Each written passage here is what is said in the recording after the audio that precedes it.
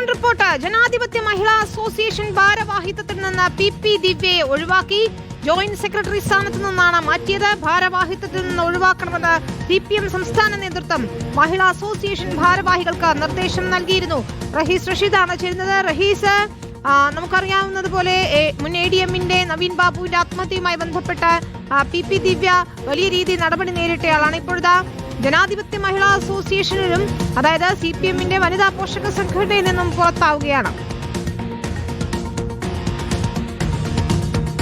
വിനീത, പാർട്ടിതല നടപടി നേരത്തെ തന്നെ PP ദിവ്യക്കെതിരെ എടുത്തതാണ്. അതിന് പിന്നാലെ അപ്പോഴും ജനാധിപത്യ മഹിളാ അസോസിയേഷന്റെ സംസ്ഥാന ജോയിന്റ് സെക്രട്ടറി പദവിയിൽ മുൻ കണ്ണൂർ ജില്ലാ കമ്മിറ്റി അംഗമായ PP ദിവ്യ ഉണ്ടായിരുന്നു. ആലപ്പുഴ സമ്മേളനത്തിലായിരുന്നു തെരഞ്ഞെടുത്തത്. അതിനുശേഷം കഴിഞ്ഞ മിനിഞ്ഞാന്നാണ് തിരുവനന്തപുരത്ത് ഇത്തവണത്തെ സംസ്ഥാന സമ്മേളനം നടന്നത്.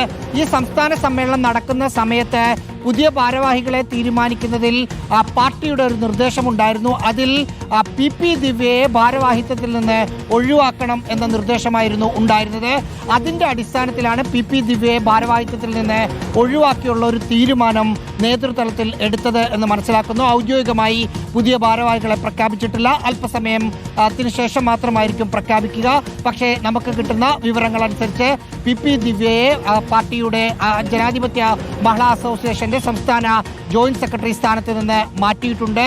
മുമ്പ് ADM നവീൻ ബാബു വിവാദം ആത്മഹത്യയുമായി ബന്ധപ്പെട്ട് വന്നതിന് ശേഷം രണ്ട് തരത്തിലുള്ള നടപടിയാണ് പാർട്ടി PP ദിവ്യക്കെതിരെ എടുത്തത്. കണ്ണൂർ ജില്ലാ പഞ്ചായത്ത് പ്രസിഡന്റ് സ്ഥാനത്ത് നിന്ന് മാറ്റുകയായിരുന്നു ഒരു നടപടി.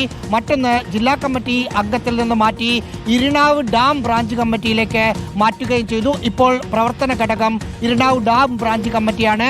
അപ്പോഴും ജനാധിപത്യ മഹിളാ അസോസിയേഷനിൽ PP ദിവ്യ തുടരുകയായിരുന്നു. അവിടെയാണ് ഒരു മാറ്റമുണ്ടായത്. നമുക്ക് വിശ്വസനീയ വിവരം അനുസരിച്ച് മറ്റൊരു കാര്യം കൂടി ജനാധിപത്യ മഹിളാ അസോസിയേഷനിൽ സംഭവിക്കുന്നുണ്ട്.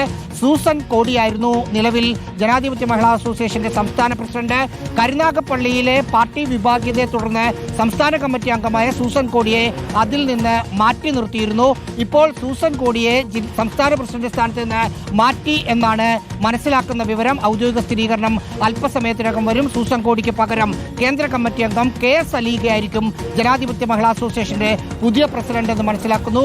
CS സുജാത സെക്രട്ടറി സ്ഥാനത്ത് തുടരുകയും ചെയ്യും. ഇപ്പോൾ റിപ്പോർട്ടിംഗ് നടന്നുകൊണ്ടിരിക്കുകയാണ്. അതിനുശേഷം ഔദ്യോഗിക സ്ഥിരീകരണങ്ങൾ ഈ രണ്ട് കാര്യത്തിലും ഉണ്ടാകും. വിനീത,